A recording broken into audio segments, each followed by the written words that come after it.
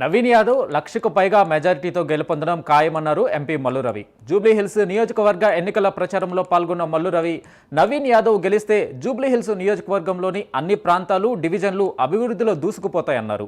రాజకీయాల్లోకి రాకముందు నుంచే ప్రజలకు సేవ చేశారని, గెలిస్తే ఇంకా మెరుగైన సేవలు అందిస్తారని అన్నారు ఎంపీ మల్లు రవి.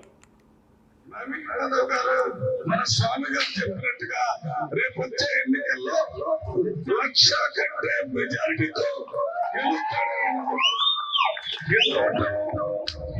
ఎంత ముఖ్యమో గెలిచిన తర్వాత ప్రజలకి అందుబాటులో ఉండటం అనేది మామూలు ఎమ్మెల్యేలకు జరిగే పని.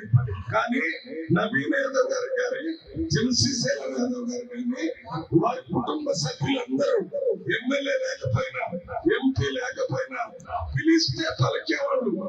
ఎవరికైనా పోలీసులతో గొడవ ఉంటే పోలీస్ స్టేషన్ లో మాట్లాడేవాళ్ళు, కరెంటు సమస్య ఉంటే కరెంటుతో మాట్లాడేవాళ్ళు, మంచి నీళ్లు కావాలంటే వాటిని ఇప్పించేవాళ్ళు, ఇళ్ల స్థలాలు కావాలంటే ఇప్పించేవాళ్ళు, కొత్త ఇల్లు కట్టుకునేవాళ్ళంటే కట్టించేవాళ్ళు.